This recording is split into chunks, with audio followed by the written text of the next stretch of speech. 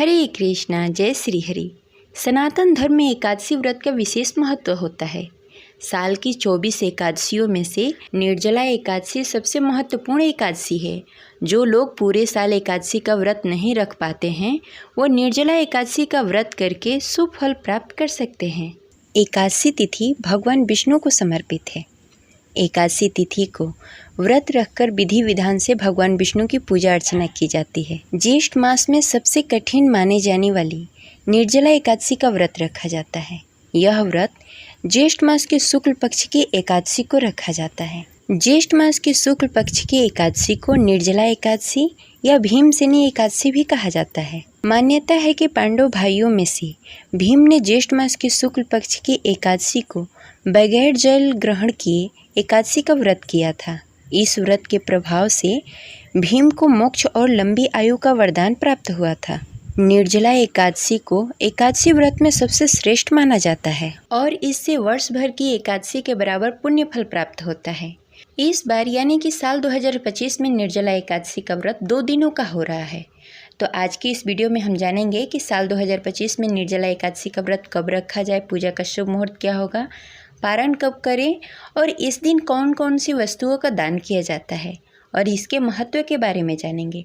तो इस वीडियो को अंत तक अवश्य देखिएगा। अगर आपको जानकारी अच्छी लगे तो इस वीडियो को लाइक करके कमेंट बॉक्स में हरे कृष्णा लिखना न भूलें। हमारे चैनल पर व्रत कथा भी सुनाई जाती है, तो उसका आनंद अवश्य उठाएं। निर्जला एकादशी व्रत करने से कई लाभ मिलते हैं।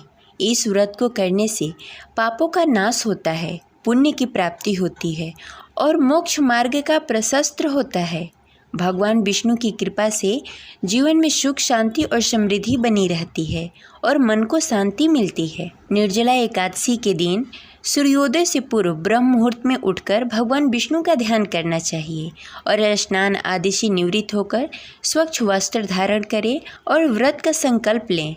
सूर्य देव को अर्घ्य दें और फिर भगवान विष्णु की विधि विधान से पूजा करें। घी का दीपक जलाएं, फूल, अक्षत, रोरी, पीले चंदन का तिलक लगाएं। भगवान विष्णु को तुलसी युक्त जल अर्पित करें। भगवान विष्णु को भोग लगाते समय तुलसी पत्र अवश्य डालें, क्योंकि भगवान विष्णु को तुलसी जी अति प्रिय हैं और उनके बिना वो भोग ग्रहण नहीं करते। फिर अगले दिन सुबह उठकर भगवान विष्णु की फिर से पूजा करें तथा पारण के शुभ मुहूर्त में व्रत का पारण करें। एकादशी व्रत में पारण का बहुत ही महत्व होता है, इसलिए पारण के मुहूर्त में ही आप पारण करें। अब चलिए जानते हैं निर्जला एकादशी कब है। हिंदू पंचांग के अनुसार साल 2025 में निर्जला एकादशी का प्रारंभ 6 जून 2025 को देर रात्रि 2:15 पर होगा। वहीं इसका समापन 7 जून को सुबह 4:45 पर होगा। उदय तिथि के अनुसार निर्जला एकादशी का व्रत 6 जून दिन शुक्रवार को रखा जाएगा। पंचांग के अनुसार इस साल निर्जला एकादशी का व्रत 2 दिनों का रखा जा रहा है। गृहस्थ जन निर्जला एकादशी का व्रत 6 जून दिन शुक्रवार को रखेंगे। वहीं वैष्णव जन निर्जला एकादशी का व्रत 7 जून दिन शनिवार को रखेंगे। 6 जून दिन शुक्रवार को व्रत रखने वाले 7 जून दिन शनिवार को दोपहर 1:43 से 4:30 के बीच में पारण कर सकते हैं। वहीं 7 जून को एकादशी का व्रत रखने वाले 8 जून दिन रविवार को सुबह 5:23 से 7:17 के बीच में कर सकते हैं। अब चलिए जानते हैं कि निर्जला एकादशी में किन किन बातों का ध्यान देना चाहिए और क्या क्या चीज़ें दान करनी चाहिए। निर्जला एकादशी ज्येष्ठ मास में होती है। इस महीने में बहुत तेज गर्मी और सूर्य की तपन ज़्यादा होती है, तो इसलिए इस महीने में हमें शीतलता प्रदान करने वाली वस्तुओं का दान करना चाहिए, क्योंकि ऐसी वस्तुओं का दान करना शुभ माना जाता है। निर्जला एकादशी के व्रत में जल का महत्व बताया गया है, इसलिए निर्जला एकादशी के दिन बिना पानी पिए ज़रूरतमंद आदमी, पशु, पक्षी और पेड़ पौधों को पानी देना चाहिए और इस दिन शुद्ध पानी से भरा हुआ घड़ा दान करना चाहिए। व्रतधारी को ब्राह्मण को भोजन कराना चाहिए, दान दक्षिणा देना चाहिए, उसके बाद भोजन करना चाहिए। निर्जला एकादशी के दिन आप कोई दान करें या ना करें, लेकिन इस दिन घड़ा दान अवश्य करना चाहिए।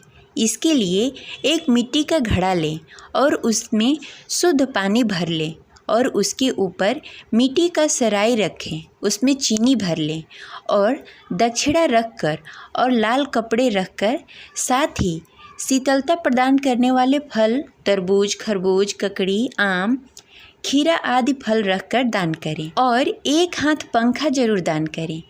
आप जूता, छाता ये सब वस्तुएं भी दान कर सकते हैं। आप अपने आवश्यकता के अनुसार कुछ भी दान कर सकते हैं, लेकिन घड़ा दान अवश्य करें। ये रही आज की जानकारी। आशा करते हैं आपको अच्छी लगी होगी। तो इस वीडियो को लाइक करके कमेंट बॉक्स में हरे कृष्णा अवश्य लिखें। मिलते हैं अगले वीडियो में, तब तक के लिए हरे कृष्णा, राधे राधे।